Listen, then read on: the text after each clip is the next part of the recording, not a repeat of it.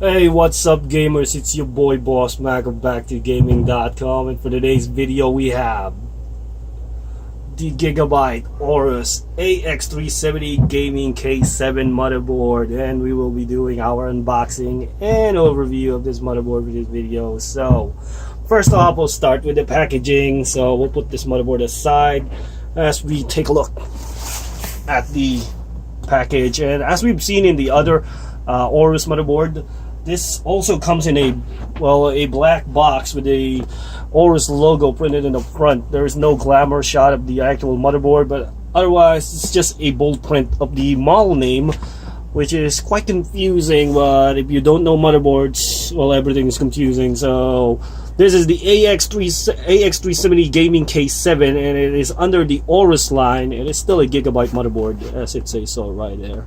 And in the front we have RGB fusion. You know, everything's got to have RGB. This is VR ready. What?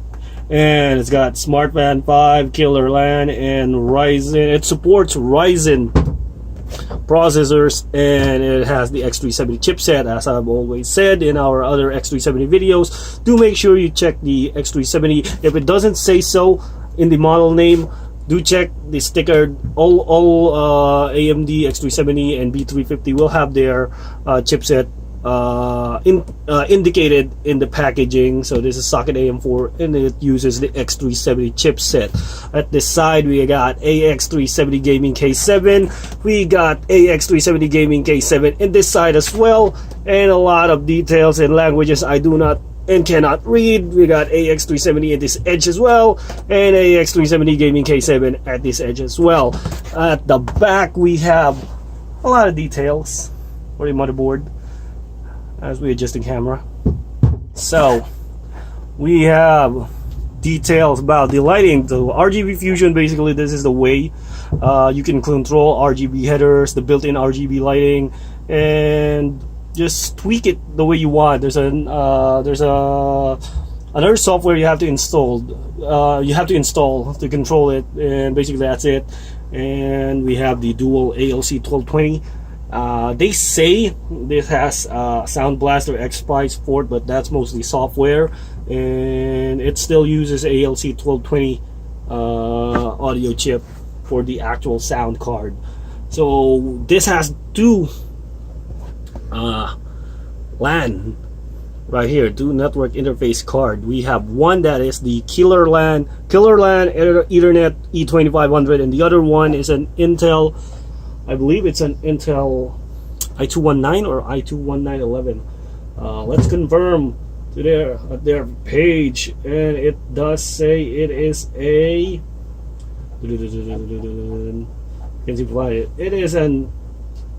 it doesn't say so. It doesn't say so in the specs at the site. So right here it doesn't say so as well, so we're left to guess, but I'm pretty sure it's either Intel i2-911, probably 219 or 211, probably any of those. And I actually recommend using the Intel one instead of the Killer if you're not using the software for the Killer LAN. But if you want some teaming support, if you're hooking up to two LANs for whatever reason, this definitely works. It's built in, so you don't have to buy another network interface card, and it's got two-way crossfire and SLI support, which is nice, and USB 3.1, Type C and Type A. Really cool, and a bunch of other details right there that we'll go through as we look at the motherboard, and that is basically it. And we will start with our unboxing. So let me move the motherboard elsewhere. I'm not gonna cut, just gonna do this the old style. And there it is. So usually I'd cut away this part, but let's keep going. And this is where the motherboard sits. It's encased in a anti-static bag, and yeah, basically just protect it during shipping. And here we have the content right there. And we'll start off with a manual. So this is the wait up. There are a lot of things falling out. Where is the other one? Oh, there it is. We have the manual right here. Dude, do take time and read the manual. If you're having problems installing something, you're having troubles basically just making it start, always refer to the manual. It really helps. So we have the installation disk for the software and the drivers right here. And where is that? The badge that fell out. So we have the AORUS gaming badge right there. It's really kind of basic, actually. Anyways, so we have another sticker sheet. This is for the label for your cables. And moving right along, we have an installation guide, multilingual. Alright, and the I/O shield, which is done in, actually it isn't painted, it's just anodized in some kind of dark silver kind of paint, kind of treatment. It looks good. It's glossy, it's not matte, but the treatment is good. It's dark gloss, dark chrome, not gunmetal, but it's really good still. Anyway, no LED lights for this I/O shield. I would expect this. Would expect something like that from Gigabyte. Anyways, what is this? Oh, it's I think this is thermal probe for the internal sensors, and we have some Velcro ties for your cables. For cable management, we got 1 and 2 pairs of SATA cables. One of them is angled right there. So if you want something like that, just to keep things neat and tidy, you do have that option. We have like an easy header. What do you call this? G connector. Alright, a G connector for your front panel connectors. And another, what is this? I think this is the RGBW header. Yeah, it says so right there. It's WBRG. Alright, WBRG. As we zoom in, right there, it says WBRG. I'd usually read it as RGBW. That's the proper way for me. But yeah, this is for cables that actually includes more colors than their standard RGB lights. And yeah, just good to have it. So it does support that. And finally, we have an SLI HB bridge. If you're using the latest NVIDIA 10 series graphics card, this will really help you out in maximizing the performance of those graphics cards if you're using them in tandem in SLI mode. And I really have to give a shout out to Gigabyte for including one that has metal connectors. They are reinforced, and these are not just, let's take it out of the packaging. These are not just jammed in there like what MSI does. These are like soldered in place. So I'm not ripping on MSI for not really implementing high quality metal retention on their brackets, but they're kind of doing one of the lamest ways in doing it, because they're just installing like metal sheets on the slots themselves. But the slots are actually really tough, and you can actually step on them and it won't really give. But probably not my weight. I'm like around 85 kilos, so they might blame me if I break something if I do that. Anyways, I believe that is everything inside the box. Oh, there is another probe right here, a thermal probe, and that would be it for our unboxing as we move on to our overview of the motherboard. And so allow me to start off by saying this is one sexy looking motherboard. I know I've seen the white version, the C270 Gaming 7, or is it the Gaming 9, but that thing is done in black and white. I mean, the heat sink here is white, the heat sink here, the shroud here is white over there, but this one's done in all black. And I may probably be biased towards the color scheme, but this thing is dead sexy. I mean, super sexy. Like, the black is just really making it pop. It really stands out. So let me adjust the camera and show you right there how beautiful this motherboard is. So yeah, check it out, appreciate. right there, right there, and over at the back. Yes, I'm dragging it on the desk. Don't worry about it. It won't break like that. I got people commenting how they find it cringy that I drag around a motherboard like this. Won't break that. This is my motherboard. I can do whatever I want, but I won't break it. Don't worry about it. So there we go. So moving right along, let's get on with our overview. So we check out the top part first, and we'll zoom in. And over at the CPU area, you can see really clean area of the CPU. So if you're using a really wide base CPU cooler, there's really nothing that's gonna interfere on this. So luckily we have the actual official AMD brackets installed, because some of the samples that we had before did not have this installed. So if you have a older AM3 cooler, do take note that you will have to consult with your cooling the manufacturer of the cooling solution that you're using, because these AM4 mounts, they have different holes, so there's probably going to have compatibility issues. So do check with your manufacturer, seeing if you can get another mounting option or a bracket. So moving right along to the VRM area, we have like a 10 pace power delivery system, which is cooled by, how dense are these?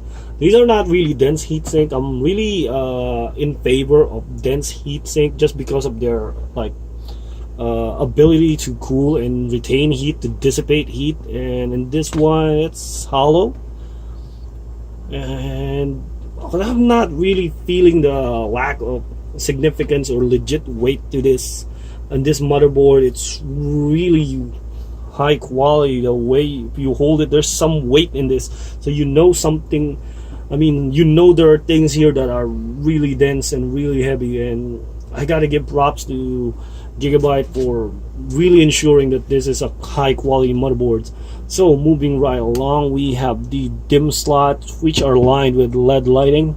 These are all RGB fusion capable, which is really nice. Oh, also gotta mention, these are like the perfect place to put your fan headers. Some brands will line them up over here, and those are fine. But if you don't have any space over here, these are fine, because some of the other manufacturers, if they really don't have, they still have space over here, but they will try to drag it over here or right here, which I don't know. I don't like placing my fan headers for my CPU over there, because I like all my cables avoiding the actual board, like going out.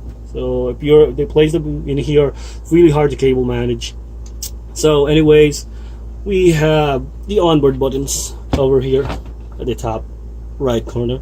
There's the instant OC button, the power button. There's also the reset switch and a clear CMOS switch, if I'm not mistaken, right here. So these are the onboard buttons.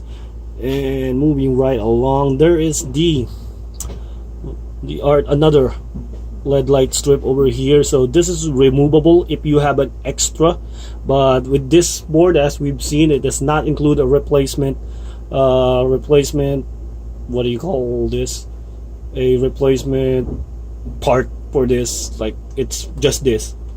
Anyways, a bunch of headers right here again, and USB 3.0 connector, and for the SATA connectors, wow, I don't know if you can see that. So yeah, Gigabyte is still using those old school SATA Express, and yeah, I am calling them old school because I have not used one single device having those. I know some people will have front devices, accessories that use those for USB 3.0, USB 3.1. Actually, there are some that use these SATA ports for those kind of things, but like internal connectors, I just jumped straight to U.2. I have some Intel SSD 750 that are U.2 capable, and those things are hella faster than what all the things that I've seen for SATA Express. So basically, you got 1, 2, 3, 4, 5, 8 total of SATA 3 ports right there. And yeah, just gotta say, this is one sexy heatsink. Yeah, the black is really, I don't know, the brush metal black Metal, yeah, man, really feeling it. Really starting to sound wrong just by looking at it, just admiring the paint job on this motherboard. So moving right along, we got more headers over here, the bottom edge. We got the debug display over here, and like there is a connector here. The cable is not included. This is basically what they use to like just show this off in the stores. They have this little cable that connects to any USB or power device, and they can light up the entire motherboard just by connecting this power. And there's a switch here to enable that, and there's another switch for the bias. So this is dual bias, so if you like mess up the primary bias, you can just switch to the other one. Or if you want an older bias, just to pull up some, like if there's one bias that gives you features and then the new ones doesn't give you that feature, you can totally use them at the same time. Just switch whenever you feel using the other one. So right there is the amp up audio over here at this edge of the motherboard. Focus. Alright, this edge of the motherboard, you got that, and it's covered with the shroud. So yeah, and it uses a couple of Nichicon. So got Nichicon audio capacitors. Really nice touch. And Gigabyte audio has always been really high quality. I mean, I have the older G1 Sniper 5, and that's one of my favorite motherboards of all time, just because of the creative audio built in. So moving towards to the back, speaking of audio, these are the DAC up USB ports. Basically, if you connect a DAC digital, basically an audio device, it delivers cleaner signals. So that really gives you that overall much better listening experience if you are sending audio signals via these ports. And the front panel USB 3.0 also have that feature, which I think for both those ports. So yeah, moving right along, we have USB 3.0 ports, an HDMI port, USB 3.1, and a Type-C port. I believe no, this is not Thunderbolt compatible, so this is just Type-C. And got more to USB 3.0, 2 LAN. So one of them is Killer LAN, and one of them is an Intel LAN port. So we got the audio port, which is done in gold. A really nice touch. And I believe that is it for our overview. So let's get a better look. Alright, let me adjust the camera real quick. And that is it for our AORUS AX370 Gaming K7 overview, and I really like the look of this motherboard. So this just came off the bench. I just finished reviewing it. As with the other motherboards that we've tested, our chip is the limiting factor in overclocking this. I'll say it straight away. Our chip is only capable of 3.9 gigahertz with 1.38 volts. So I could probably go up to 1.48 and try to make it stable, but definitely not gonna help the temperatures. The newer BIOS of these, the newer BIOS update for this motherboard actually updates the thermal readings. So the default BIOS, the BIOS version is F2, which shows the non-offset reading for the 1800X and the 1700X. So for this one, the latest update, the version F3, it corrects that, and it will show you the proper readings for the temperatures, which is really good, because the latest BIOS for the, I think the, which one was it, the MSI motherboard, I think only the, right now, the ones we've tested, ASUS and Gigabyte are the only ones that actually corrected the BIOS with the readings for the temperature in their latest BIOS for the 1800X and the 1700X. So this one is, that's a really nice job from Gigabyte doing that, so less confusion. Anyway, so let's talk about looks. The looks, yes, you've heard me like swoon over this motherboard throughout this video, and I just gotta say, I really dig the look. Some people may object to that, but I know a lot of enthusiasts, they dig the black and the simple edges, the sharp edges on this one with simple design. it really works for me. I don't know about you. It may look bad to you, but it doesn't take away that this is one solid motherboard. Decent features like the RGB, the lighting. It's not as gaudy as the, what do you call this, like some of the more bold RGB executions from Gigabyte. It keeps it like, it's bright, there's a lot of lights, but it's just right. It's placed in those areas where you want those light. Versus Asus, like the Apex from the ROG line with the latest series, the Maximus 9 Apex. That thing is hella bright, and this one is just right.